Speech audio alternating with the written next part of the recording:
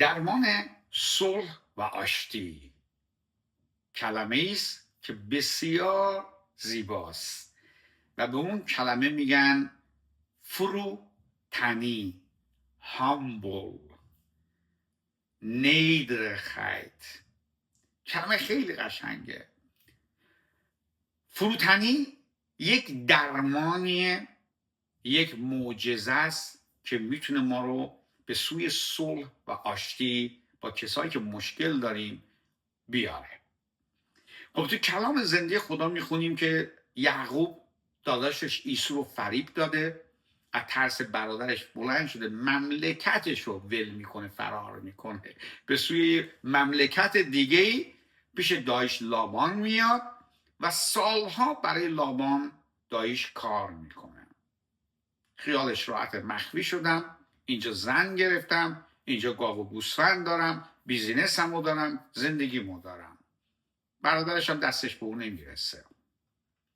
ولی یه روز تو خواب خدا میگه پاشو برگرد برو به سرزمین پدریت. خب این خیلی دردناکه که باید یعقوب بلند میشد میره پیش دشمنی که بخواد رو بکشه. برادرش هم هست، غریبه نی. مشکل ما همیشه با غریبه ها نی، با دوست و آشنایامونه. کنفلیکت ما، دعوای ما، جنگ ما و مبارزه های ما، حسادت ما، سرکشی ما، قهر کردن ما با آدم های دوست آشناست ما. و میبینیم اینجا خدا میگه پاشو برو. این مجبور اطاعت کنه چون خدا داره دیگه میگه پاشو برو. وقتی میره تو مسیر راه اتفاقی میفته. خب این وحشت داره، این داره میترسه. برادری که من سرش فریبش دادم بارها، مس و برکت پدرینم دزدیدم، فرار کردم، حالا این بنا ببینید چی کار خواهد کرد. این ترس و وحشت تو وجود یعقوب ایجاد میشه.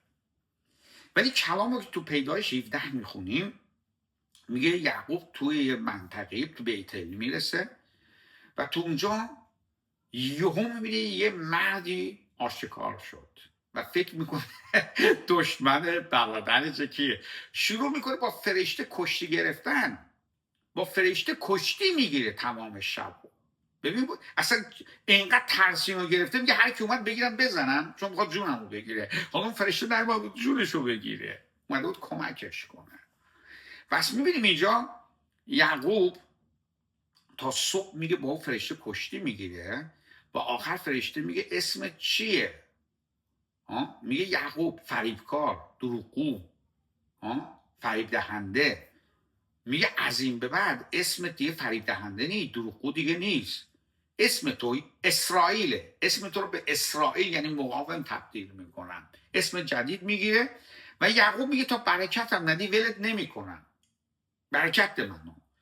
و فرشته لغت تو باسن این میزنه بچه ها و باسن اینو ناقص میکنه و این لغت خوردن به باسن اینو فروتن میکنه، پاش میلنگه دیگه. و میبینیم وقتی به برادرش میرسه سجده میکنه. ببینیم فروتنی. آی تو حق داشتی، من حق داشتم، یا یک دروغی یا یک چی میگن، یک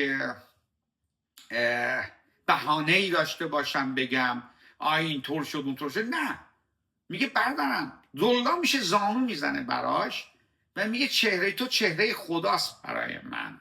میبینی چهره تو چهره خداست برای من.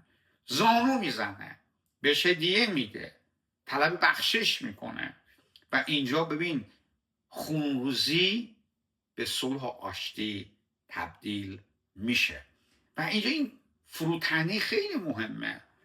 ما همیشه منتظریم نه کسی بدی کرده بیاد از ما معذرت بخواد، او بیاد بگه، او بیاد کاری که اشتباه کردن رو انجام بده بره و این اشتباهست. ولی یعقوب این کار رو نمیکنه. یعقوب زانو میزنه، سجده میکنه، توبه میکنه و هدایا هم میده به برادرش و اینجا صلح و آشتی میاد. فروتنی کلمه خیلی زیباییه. فروتن یعنی تن تو پایین میاری، خودتو پایین میاری، بالا وای نمیستی، خودتو پایین میاری. وقتی تو پایین میاری خودتو، خدا بلندت میکنه. خدا خودش نشون میده، خدا قدرتش رو نشون میده. امروز هم خدا میگه فروتن شید. تو هر چیزی فروتنی هم من و تو شروع میشه. فروتنی از یعقوب شروع شد، امروز ما هم فروتن میشیم و وقتی نزدیک شدیم با کسایی که اذیتمون کردن طلب بخشش میکنیم. میگه مهم نیست اون اشتباه کرده، تو کردی، او چه کرده، چه گفته، خیانت کرده، دزدی کرده، فریب داده، دروغ گفته، هزار و یک چیز هست، ولی میگم منو ببخش، بیا همدیگه رو ببخشیم، من اشتباه کردم. و این صلح و آشتی به روحت، روانت، جسمت، جانت، خانوادت، خودت و آینده و خاندگیت میاره.